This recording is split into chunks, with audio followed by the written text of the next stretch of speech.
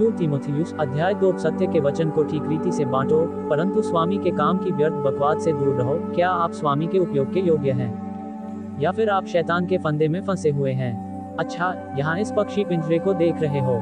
सही रूप से विभाजित पॉलिन विश्वासी गलत रूप से विभाजित विश्वासियों को उस जेल से मुक्त करने का प्रयास कर रहे हैं, जिसके बारे में उन्हें पता भी नहीं है कि वे उसमें हैं। क्योंकि हमें याद है कि उचित विभाजन से पहले हम कितने भ्रमित रहते थे। तो क्या आप परमेश्वर की स्वीकृति चाहते हैं या मनुष्य की? खैर, मुझे देखने दो कि हमारे पास क्या है। यदि हमारे अंदर उसके पुत्र की आत्मा नहीं है तो पिता हमारा मित्र नहीं हो सकता। जब हम विश्वास करते हैं तो हम मसीह की आत्मा का मुफ्त उपहार प्राप्त करते हैं। मूर्ख मत बनो, बस विश्वास करो, क्योंकि पिता तुम्हारा मित्र बनना चाहता है, लेकिन उसका दोस्त बनने के लिए आपको उसके बेटे के किए पर विश्वास करना होगा। अतः आग की अनंत झील से बचने के लिए विश्वास करें कि मसीह हमारे पापों के लिए शास्त्रों के अनुसार मरा और उसे दफनाया गया, और शास्त्रों के अनुसार वह तीसरे दिन फिर से जी उठा।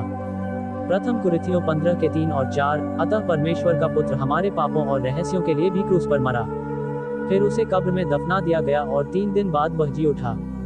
यदि हम अपने किए हुए कार्यों में से कुछ भी जोड़े बिना जो उसने किया है उस पर भरोसा रखें, तो हम उसकी आत्मा को प्राप्त करते हैं और हमें उद्धार मिलता है। इसलिए यदि आप अभी भी निश्चित नहीं हैं कि आप बचाए गए हैं, तो रोमियो अध्याय 1 से 5 तक को बार बार पढ़ें जब तक कि आप निश्चित न हो जाएं कि आप बचाए गए हैं। अतः इस अध्याय में प्रवेश करने से पहले मैं चुनाव के विषय में थोड़ी बात करना चाहता हूँ। इस प्रकार रोमियो को 4 भागों में बांटा गया है। अध्याय 1 से 5 तक औचित्य पर चर्चा की गई है, जिस पर हमने अभी चर्चा की है। जब हम विश्वास करते हैं कि मसीह हमारे पापों के लिए क्रूस पर मरा, दफनाया गया और जी उठा, और हम उसकी धार्मिकता या उसकी आत्मा को प्राप्त करते हैं, तो हम धर्मी ठहराए जाते हैं, या हमें परमेश्वर द्वारा धर्मी घोषित किया जा सकता है। तो फिर रोमियो 6 के 28 क्या हमारी पहचान मसीह की मृत्यु, दफन और पुनरुत्थान के साथ एक आत्मिक पहचान है? इसलिए जब वह मर गया तो मैं भी मर गया, जब उसे दफनाया गया तो मुझे भी दफनाया गया, और जब वह उठे तो मैं भी जीवन की नई ऊर्जा में उठ खड़ा हुआ। मेरा जीवन नहीं, उसका जीवन मुझ में उसका जीवन है, उसकी आत्मा है। अब मैं पतित शरीर में रहते हुए भी परमेश्वर की सेवा कर सकता हूँ। अतः अध्याय 9 से 11 तक व्यवस्था पर रखें ये 2 समूह, पतरस के समूह और पौलुस के समूह की सेवा के लिए चुनाव के बारे में है। फिर 12 से 16 तक रोमियो में दिए गए सिद्धांत का व्यवहारिक अनुप्रयोग है। ये परमेश्वर की कृपा है कि जब हम विश्वास करते हैं तो वह हमें अपने पुत्र की आत्मा देता है। आइए हम कुलुसियों पर एक नजर डालें और पिता का धन्यवाद करते रहो, जिसने हमें इस योग्य बनाया कि हम ज्योति में पवित्र लोगों के साथ मीरास में संभागी हों। अतः परमेश्वर का राज्य 2 क्षेत्रों स्वर्ग और पृथ्वी से बना है। अतः जो संत पहले से ही ज्योति में हैं वे सांसारिक समूह हैं, परंतु अब हम परमेश्वर के राज्य का अर्थात स्वर्गीय क्षेत्र का भाग प्राप्त करते हैं, जिसने हमें अंधकार के वश से छुड़ाकर अपने प्रिय पुत्र के राज्य में प्रवेश कराया, जिसमें हमें उसके लहू के द्वारा छुटकारा अर्थात पापों की क्षमा मिली है। कुलुसियों 1 के 12 से 14। इसलिए जब हम विश्वास करते हैं कि हमें शैतान के अंधकार के राज्य से निकालकर मसीह के राज्य में डाल दिया गया है, जिसके 2 क्षेत्र हैं, चुनाव सेवा के लिए है और इसका मोक्ष से कोई संबंध नहीं है। रोमियो 9 से 11 तक का विषय व्यक्तियों के समूह के बारे में है, व्यक्तियों के बारे में नहीं। चुनाव में परमेश्वर का उद्देश्य लोगों के 2 समूहों को उसकी सेवा करने के लिए बुलाना है, एक स्वर्ग में और दूसरा पृथ्वी पर। सेवा के लिए चुनाव ईश्वर की कृपा से होता है। रोमियो 11 के 6 में परमेश्वर ने ये निर्णय लिया कि वह पतरस और पौलुस के समूह को अपनी सेवा के लिए चुनेगा। अतः सेवा के लिए चुनाव 100% अनुग्रह से और 0% कार्यों से होता है। पतरस और पौलुस के समूहों ने इसे अर्जित नहीं किया। मसीह के पास 2 सेवकाइयां हैं, एक उसके सांसारिक विश्वासियों अर्थात पतरस के समूह के लिए, और दूसरी उसके स्वर्गीय विश्वासियों अर्थात पौलुस के समूह के लिए। तो आइए चुनाव पर थोड़ा और गौर करें, क्योंकि रोमियो 8 में पौलुस कहता है, परमेश्वर के चुने हुओं पर दोष कौन लगाएगा? ये परमेश्वर ही है जो धर्मी ठहराता है। रोमियो 8 के 33। अतः यहाँ परमेश्वर का चुना हुआ मसीह का शरीर है। परमेश्वर उन विश्वासियों को खोजने में 7000 वर्ष व्यतीत कर रहा है जो स्वर्ग और पृथ्वी पर रहेंगे। तो पौलुस ने क्या किया? अरे हाँ, तो दूसरा समूह पीटर का समूह है। यीशु मसीह ने उनसे कहा, हे छोटे झुंड, मत डरो, क्योंकि तुम्हारे पिता को यह अच्छा लगा है कि तुम्हें राज्य दे। लूका 12 के 32। इस प्रकार उन्हें पृथ्वी पर राज्य प्राप्त होता है। तो फिर रोमियो 9 में पौलुस ने क्या कहा? क्या होगा यदि परमेश्वर अपना क्रोध दिखाने और अपनी शक्ति प्रकट करने के लिए विनाश के लिए तैयार किए गए क्रोध के पात्रों को बहुत लंबे समय तक कष्ट सहते रहे? तो फिर विनाश के लिए तैयार क्रोध के पात्र कौन हैं? ये सभी खोए हुए लोग हैं, सभी खोए हुए यहूदी और अन्य जाति। इन 7000 वर्षों के दौरान परमेश्वर उन्हें सहन कर रहा है ताकि वह विश्वासियों को ढूंढ सके और दया के पात्रों पर अपनी महिमा के धन को प्रकट कर सके।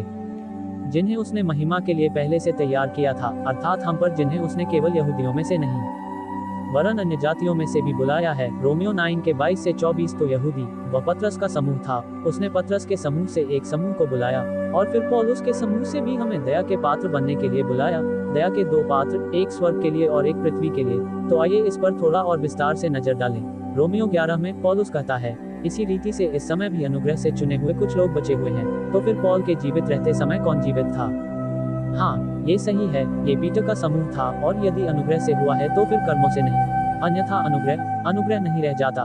परंतु यदि वह कर्मों के कारण हो तो फिर अनुग्रह नहीं, अन्यथा काम नहीं रह जाता। तो क्या इस्राएल को वह नहीं मिला जिसकी वह खोज कर रहा था, परंतु चुने हुओं को मिला, और शेष लोग अंधे कर दिए गए। इस प्रकार इस्राएल राष्ट्र धार्मिकता प्राप्त नहीं कर सका, लेकिन चुनाव पतरस के समूह ने इसे प्राप्त किया, क्योंकि उनका विश्वास था कि यीशु मसीह ही उनका मसीहा था, और बाकी लोग अंधे हो गए। तो ये है रोमियो 11 अध्याय 5 से 7 तक। रोमियो 11 में पौलुस आगे कहता है, रोमियो 11 बहुत महत्वपूर्ण है। तो फिर मैं पूछता हूँ, क्या वे इसलिए ठोकर खाए कि गिर पड़े? इस प्रकार इस्राएल क्रूस पर ठोकर खा गया, परंतु वे प्रेरितों के काम 7 की पुस्तक में स्तिफनुस को पत्थरवाह किए जाने तक नहीं गिरे। परमेश्वर न करे, परंतु उनके गिरने के द्वारा अन्य जातियों को उद्धार मिला, कि वे ईर्ष्या करें, अतः अब अन्य जातियों को उद्धार मिल गया है। सभी खोए हुए अन्य जाति अनुग्रह के दायरे में हैं। मसीह ने जो कुछ किया है, क्रूस पर उसकी मृत्यु, उसके दफन होने और पुनरुत्थान पर सीधे विश्वास करने का अवसर प्राप्त करें, तथा इस्राएल से गुजरे बिना उसकी आत्मा को प्राप्त करें। अब यदि उनका पतन, जो अविश्वासी इस्राएल है, संसार के लिए धन का कारण हुआ, तो सारे संसार को उद्धार पाने का अवसर मिला। सभी खोए हुए लोग, यहूदी और अन्य जाति, और उनका कम होना, अन्य जातियों की संपत्ति। इसलिए पतरस का समूह प्रेरितों के समय कम हो गया, क्योंकि प्रेरितों के 15वें दिन के बाद उन्होंने कोई नया धर्मांतरित व्यक्ति नहीं लिया। उसके दूसरे आगमन पर उनकी परिपूर्णता कितनी अधिक होगी, क्योंकि मैं तुम अन्य जातियों से यह कहता हूँ कि मैं अन्य जातियों के लिए प्रेरित हूँ, इसलिए अपने काम की बढ़ाई करता हूँ कि किसी रीति से अपने सगे भाइयों को उससे जलन करा सकूं, और उनमें से कितनों का उद्धार करा सकूं। रोमियो 11 के 11 से 14। इसलिए पौलुस कुछ यहूदियों को स्वर्ग में ले जाना चाहता था और उन्हें ईर्ष्या करने के लिए उकसाना चाहता था। ठीक है, हे भाइयों, मैं नहीं चाहता कि तुम इस भेद से अनजान रहो। कहीं ऐसा न हो कि तुम अपने आप को बुद्धिमान समझो, और जब तक अन्य जातियां पूरी रीति से प्रवेश न करें, तब तक इस्राएल का एक भाग अंधा ही रहेगा। ठीक है, अतः पौलुस नहीं चाहता कि विश्वासी रहस्य से अनभिज्ञ रहें, ताकि वे यह न सोचें कि वे आत्मिक इस्राएल हैं या उन्होंने इस्राएल का स्थान ले लिया है, क्योंकि इस्राएल में आंशिक रूप से अंधापन आ गया था। तो फिर आप अंधे क्यों होना चाहेंगे? ठीक है, जब तक अन्य जातियों की परिपूर्णता न आ जाए। अतः जब परमेश्वर अनुग्रह के प्रबंध के दौरान अन्य जातियों को उद्धार प्रदान करना समाप्त कर लेगा, तो वह विश्वासियों को स्वर्गारोहित कर लेगा, क्योंकि खोए हुए लोगों में से कोई भी जब वह विश्वास करता है कि मसीह ने क्या किया है, तो वह मसीह की देह में आ जाता है, और मसीह की देह उन्हें स्वर्गारोहित करने के लिए मसीह के एक और भविष्यवाणी किए गए प्रकटन की प्रतीक्षा कर रही है। क्योंकि हमारा युग प्रेरितों के काम 9 में पौलुस के सामने भविष्यवाणी किए गए दर्शन के साथ आरंभ हुआ, और इस प्रकार सारा इस्राएल उद्धार पाएगा, जैसा लिखा है कि सिय्योन से एक छुड़ाने वाला आएगा और अभक्ति को याकूब से दूर करेगा, क्योंकि यही मेरी उनसे बांधी हुई वाचा है कि मैं उनके पापों को दूर कर दूंगा। अतः पौलुस कहता है, जैसा लिखा है, क्योंकि वह पुराने नियम को उद्धृत कर रहा है। वह यशायाह 59:20 से 60 तक को उद्धृत कर रहा है। पद्य 3, उद्धारक सिय्योन में आएगा, मेरी वाचा, उठो चमको, क्योंकि तुम्हारा प्रकाश आ गया है। अंधकार पृथ्वी को ढक लेगा और अन्य जातियां तुम्हारे प्रकाश में आएंगी। तो यह उन श्लोकों का संक्षिप्त संस्करण है। अतः उसके दूसरे आगमन पर उद्धारकर्ता सिय्योन से, अर्थात स्वर्गीय सिय्योन से आएगा, और वह याकूब से अभक्ति को दूर करेगा, क्योंकि वह नई वाचा को लागू करेगा और एक राष्ट्र के रूप में उनके पापों को दूर करेगा। ठीक है, तो गुप्त रहस्य क्रूस के बाद और इस्राएल के पतन के बाद प्रेरितों के काम 7 में स्टीफन को पत्थर मारने की घटना है। ये 9वें अंत में शुरू हुआ और परमानंद पर समाप्त होता है, लेकिन क्लेश से पहले। अतः हमारे स्वर्गारोहण के बाद 7 वर्षों का क्लेश आता है। तब उद्धारकर्ता सिय्योन से बाहर आएगा और नई वाचा को लागू करेगा और राज्य के संतों को राज्य में पुनर्जीवित करेगा।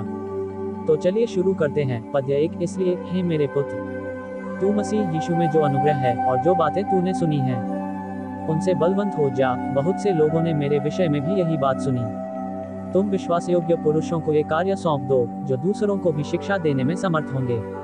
पौलुस चाहता है कि तीमुथियुस विश्वास में दृढ़ रहे। प्रेरित पौलुस ने 7 अलंकारों का प्रयोग करके तीमुथियुस को बताया कि उसे एक पुत्र, एक अच्छे सैनिक, एक खिलाड़ी, एक श्रमिक, एक जहाज, एक किसान और एक सेवक के रूप में परमेश्वर की सेवा कैसे करनी चाहिए। तीमुथियुस को उसके अनुग्रह में बलवंत होना है और धर्म सिद्धांत को आगे बढ़ाना है। मसीह ने पौलुस को ऐसे विश्वास योग्य पुरुषों को दिया जो अन्य लोगों को भी वही सिद्धांत सिखाने में सक्षम होंगे भी। इसलिए तुम यीशु मसीह के एक अच्छे सैनिक की तरह कष्ट सहन करो। जो व्यक्ति अपने आप को इस जीवन के कार्यों में उलझाकर युद्ध करता है ताकि वह उस व्यक्ति को प्रसन्न कर सके जिसने उसे सैनिक बनने के लिए चुना है, वह एक अच्छे सैनिक की तरह कष्ट सहन नहीं कर सकता। कोई भी व्यक्ति जो आत्मिक युद्ध में संलग्न है वह स्वयं को संसार के मामलों जैसे राजनीति में नहीं उलझाता ताकि वह अपने सेनापति को प्रसन्न कर सके। प्रत्येक सदस्य को अपनी सेना में एक सैनिक बनने के लिए बुलाया जाता है, और यदि कोई व्यक्ति भी महारत हासिल करने के लिए प्रयास करता है तो भी उसे तब तक ताज नहीं मिलता जब तक वह व्यवस्था प्रयास न करे। और जो खिलाड़ी जीतना चाहता है उसे पुरस्कार पाने के लिए खेल के नियमों का पालन करना चाहिए। एक किसान को अपने मजदूरों को फल का पहला हिस्सा मिलना चाहिए। जो मैं कहता हूँ उस पर ध्यान दे और प्रभु तुझे सब बातों की समझ दे। किसान को सबसे पहले अपनी उपज की गुणवत्ता की जांच करनी चाहिए। यदि हम रोमियो में प्रेरित पौलुस द्वारा फिलेमोन से कही गई बातों पर विचार करें तो बाइबल के शेष भाग को पौलुस के दृष्टिकोण से समझना आसान हो जाएगा। स्मरण रखें कि दाऊद के वंश से यीशु मसीह को मेरे सुसमाचार के अनुसार मरे हुओं में से जिलाया गया, जिसमें मैं कुकर्मी होकर क्लेश उठाता हूँ, यहाँ तक कि मुझे बंदियों की सहायता से बंदी भी बनाया गया है। परंतु परमेश्वर का वचन बंधा हुआ नहीं है। याद रखें कि यीशु मसीह जो राजा दाऊद का वंशज है हमारे लिए रहस्यमय तरीके से मृतकों में से जीवित होकर हमारा राजा बना। इसके अलावा पौलुस कहते हैं मेरा सुसमाचार, मेरा मतलब पौलुस है, पतरस नहीं। सुसमाचार का अर्थ है अनुग्रह का सुसमाचार, न कि राज्य का सुसमाचार। मुझे बुरा करने वाला कहलाने और कारावास का सामना करना पड़ता है, लेकिन परमेश्वर का वचन बंधा हुआ नहीं है, क्योंकि वह परमेश्वर के वचन के बारे में और अधिक जानकारी देते हुए दूसरे तीमुथियुस को लिख रहा है। ठीक है, इसलिए नहीं। हाँ, मैं चुने हुओं के लिए सब कुछ सहता हूँ कि वे भी उस उद्धार को जो मसीह यीशु में है अनंत महिमा के साथ पाएं। परंतु मैं सब कुछ इसलिए सहता हूँ कि मसीह की देह उद्धार पाए और यहाँ और स्वर्ग में मसीह की सेवा करूँ। याद रखें, चुनाव सेवा के लिए है और यहाँ चुना हुआ व्यक्ति मसीह का शरीर है। यह एक विश्वसनीय कथन है जिसका उल्लेख पौलुस ने यदि के लिए किया है, क्योंकि यदि हम उसके साथ मर गए हैं तो हम उसके साथ जीवित भी रहेंगे। यह एक विश्वसनीय कथन है कि यदि हम उसके साथ मर गए, हमारी आध्यात्मिक पहचान, तो हम उसके साथ जीवित रहेंगे। यदि हम दुख उठाएंगे तो उसके साथ राज्य भी करेंगे। यदि हम उसका इनकार करेंगे तो वह भी हमारा इनकार करेगा। यदि हम पौलुस के द्वारा मसीह की स्वर्गीय सेवकाई का प्रचार करने के कारण दुख उठाते हैं तो उसके साथ राज्य भी करेंगे। यदि हम परमेश्वर की सेवा उसके तरीके से करने से इनकार करते हैं तो वह हमें पुरस्कार, जिम्मेदारी वाला काम देने से इनकार कर देगा। खैर, हमारे पास अभी भी नौकरी होगी, लेकिन अगर हम ऐसा नहीं मानते तो ये बहुत जिम्मेदारी वाली बात नहीं होगी। फिर भी वह विश्वास योग्य बना रहता है। वह स्वयं को अस्वीकार नहीं कर सकता। यदि हम मसीह की सेवकाई अर्थात प्रेरित पौलुस को अस्वीकार करते हैं तो वह अपने संदेश के प्रति सच्चा रहेगा, क्योंकि वह स्वयं जो कहता है उसे अस्वीकार नहीं कर सकता। इन चीजों का उन्हें स्मरण दिलाओ और प्रभु के सामने यह आज्ञा दो कि वे व्यर्थ बातों पर विवाद न करें, परंतु सुनने वालों को बिगड़ें। उन्हें इन बातों की याद दिलाए और उनसे कहिए कि वे ऐसे लोगों के साथ बेकार की बहस में न पड़ें जो वास्तव में सत्य नहीं चाहते। 15 अपने आप को परमेश्वर का ग्रहण योग्य और ऐसा काम करने वाला ठहराने का प्रयत्न करो जो लज्जित होने न पाए और जो सत्य के वचन को ठीक रीति से बांटता हो। परमेश्वर के वचन का परमेश्वर के तरीके से अध्ययन करें, और जहां परमेश्वर ने अपने वचन को रहस्य और भविष्यवाणी के बीच विभाजित किया है वहां सीधे खड़े हो जाएं, परंतु अपवित्र और व्यर्थ बकवाद से दूर रहें, क्योंकि वे और अधिक अभक्ति को बढ़ाते जाएंगे और उनका वचन उस नासूर की तरह खाएगा जिसमें हुमिन्यूस और फिलेतुस हैं, जो सत्य के विषय में ये कहकर भटक गए हैं कि पुनरुत्थान हो चुका है, और कितनों के विश्वास को बिगाड़ देते हैं। परंतु बुरे लोगों से दूर रहो, क्योंकि उनकी व्यर्थ बकवादिता से अभक्ति बढ़ती है। प्रेरित पौलुस ने गलत विभाजकों हुमिन्यूस और फिलेतुस को चिन्हित या नामित किया है। उनका वचन सत्य को खा जाएगा, जैसे एक इल्ली अपनी दृष्टि में आने वाली हर चीज को खा जाती है। प्रेरित पौलुस 2 गलत विभाजकों का उदाहरण देता है। उन्होंने ये कहते हुए सच्चाई से दूर चले गए कि पुनरुत्थान पहले ही हो चुका है, जिसके कारण कुछ लोगों ने यह विश्वास कर लिया कि वे मेघारोहण के समय पीछे रह गए थे और अब क्लेश में थे। रोमियो 16 में पौलुस ने कहा, हे भाइयों, मैं तुमसे विनती करता हूँ कि जो लोग उस शिक्षा के विपरीत जो तुमने पाई है फूट और ठोकर का कारण होते हैं, उन्हें चिन्हित करो या उनका नाम लो और उनसे दूर रहो, क्योंकि ऐसे लोग हमारे प्रभु यीशु मसीह की नहीं परंतु अपने पेट की सेवा करते हैं और अच्छी बातों और सुंदर बातों से भोले लोगों के मन को धोखा देते हैं। रोमियो 16 के 17 और 18। तो आइए देखें कि कैसे सही ढंग से विभाजन किया जाए। क्योंकि उत्पत्ति 10 और 11 में बाबेल के गुम्मट पर परमेश्वर ने अन्य जातियों को पतित स्वर्गदूतों और शैतान की आराधना करने के लिए छोड़ दिया था, परंतु अब परमेश्वर उन अन्य जातियों को, जिन्हें उसने बाबेल के गुम्मट पर अलग कर दिया था, विश्वास करने और स्वर्ग में अनंत काल तक रहने का एक और अवसर दे रहा है। इसलिए संपूर्ण बाइबल सत्य है, लेकिन हमें अपने सत्य को बाकी बाइबल से, यानी दोनों ओर के शेष सत्य से अलग करना होगा। इसलिए पौलुस कहता है, समय बीत गया परंतु अब युग आने वाला है। आप जानते हैं, इफिसियों 2 में वो हमें दिखाता है कि कैसे सही ढंग से विभाजित किया जाए। वो न केवल बीते समय के बारे में बात करेंगे, बल्कि आने वाले युगों, अतीत, वर्तमान और भविष्य के बारे में भी बात करेंगे। ठीक है, इफिसियों 2 के 11। इसलिए स्मरण रखो कि तुम जो पहले शरीर के अनुसार अन्य जातीय थे, और जो उस खतने से जो शरीर में हाथ का किया हुआ खतना कहलाता है, खतना रहित कहलाते हो। इसलिए खतना किए हुए यहूदियों ने अन्य जातियों को खतना रहित कहा, इसलिए कि उस समय तुम मसीह के बिना इसराइल के राष्ट्र से परदेशी ठहरे। इसराइल और प्रतिज्ञा की वाचाओं से अलग हुए एजेंडियों से हमारा कोई लेना देना नहीं था। सारी वाचाएं इसराइल के साथ थी और कोई भी अन्य जातियों के साथ नहीं थी, क्योंकि उन्हें कोई आशा नहीं थी और संसार में परमेश्वर नहीं थे। अतः अतीत में अन्य जाति के लिए उद्धार पाने का एकमात्र तरीका अब्राहमिक वाचा से होकर गुजरना था। पर अब मसीह यीशु में तुम जो पहले दूर थे, मसीह के लोहू के द्वारा निकट हो गए हो, क्योंकि वही हमारा मेल है जिसने हम दोनों को एक कर लिया और हमारे बीच की दीवार को गिरा दिया है। विभाजन की मध्य दीवार वह कानून था जो कहता था कि आप जानते हैं, खतना करने वाले यहूदी अन्य जातियों अर्थात खतना न करने वाले लोगों से ऊपर थे, क्योंकि प्रेरितों के काम 9 में पौलुस के बचाए जाने के बाद यहूदी और अन्य जाति एक ही स्तर पर हैं, और परमेश्वर खतना और खतना रहित लोगों के बीच कोई भेद नहीं कर रहा है। अतः परमेश्वर पहले से ही हमें मसीह के साथ स्वर्गारोहण और बैठा हुआ देखता है। वैसे ही मसीह पिता के दाहिने हाथ है, और उसने हमें मसीह यीशु में उसके साथ उठाया और स्वर्गीय स्थानों में उसके साथ बैठाया, कि वह अपनी उस कृपा से जो मसीह यीशु में है, आने वाले समयों में अपने अनुग्रह का असीम धन दिखाए। इफिसियों 2 के 6 और 7। अतः आने वाले युगों में जब हम स्वर्गारोहित हो जाएंगे और मसीह के न्याय आसन पर विराजमान होंगे, तब हम स्वर्ग में होंगे और वह दिखाएगा कि वह अन्य जातियों के प्रति कितना दयालु था, कि उसने हमें स्वर्ग में बचा लिया। परमेश्वर ने पौलुस के लेखों को बाइबल के बाकी हिस्सों से अलग करके हमारे लिए लिखा है। हम मसीह के 2 स्वरूपों के बीच एक विशाल कोष्ठक में रह रहे हैं। वह कुंजी जो हमारे लिए पूरी बाइबल खोलती है, वह है 2 तीमुथियुस 2 के 15। अतः पवित्र आत्मा की निंदा प्रेरितों के काम 7 में स्तिफनुस को पत्थरवाह करना था। जब इसराइल का पतन इसराइल की गलती के कारण हुआ, अन्य जातियों को उद्धार मिल गया है। रोमियो 11 के 11 और 12। आज परमेश्वर अन्य जातियों पर दया दिखा रहा है। अतः क्रूस के बाद, पिन्तेकुस्त के दिन पवित्र आत्मा के उतरने के बाद, प्रेरितों के काम 7 में स्तिफनुस को पत्थरवाह किए जाने के बाद, प्रेरितों के काम 9 में दमिश्क के मार्ग पर तरसुस के शाऊल के सामने यीशु मसीह प्रकट हुए और अनुग्रह का प्रबंध आरंभ हुआ, जिसमें परमेश्वर मसीह के शरीर को स्वर्गीय स्थानों में रहने के लिए बना रहे हैं। और अब हम मेघारोहण की प्रतीक्षा कर रहे हैं, क्योंकि हुमिन्युस और फिलेतुस गलत थे। मेघारोहण या पुनरुत्थान अभी तक नहीं हुआ है, क्योंकि तब हम पहले से ही क्लेश में होते। हम अभी भी इसका इंतजार कर रहे हैं। 11 अप्रैल 20 से 25 तक स्वर्गारोहण अभी समाप्त नहीं हुआ है और हम अभी भी इसकी प्रतीक्षा कर रहे हैं। वहां सामूहिक निकास होने जा रहा है। हम पकड़े जाने का इंतजार कर रहे हैं। परमेश्वर रहस्य के दौरान प्रेरितों के काम 9 से लेकर मेघारोहण तक मसीह के शरीर का निर्माण कर रहा है। हमारा लक्ष्य यह है कि हम अधिक से अधिक लोगों को बचा सकें और उन्हें स्वर्गारोहण से पहले रहस्य समझा सकें। परमानंद कभी भी घटित हो सकता है, इसलिए इसे छोड़ना हमेशा जल्दबाजी होगी। हमारा उपचार उत्साह पर है। मेघारोहण के बाद छोटे झुंड को सही ढंग से विभाजित होने और पौलुस का नहीं, बल्कि पतरस का अनुसरण करने की आवश्यकता होगी। तो बाइबल में एक समय रेखा है। उत्पत्ति से लेकर प्रेरितों के काम 9 तक पृथ्वी पर रहने वालों के लिए भविष्यवाणी है और राज्य का सुसमाचार प्रचारित किया गया है। फिर प्रेरितों के काम का शेष भाग एक संक्रमण पुस्तक है। फिर रोमियो से फिलेमोन तक रहस्य है और मसीह का सुसमाचार उन लोगों के लिए प्रचारित किया जाता है जो स्वर्ग में रहेंगे।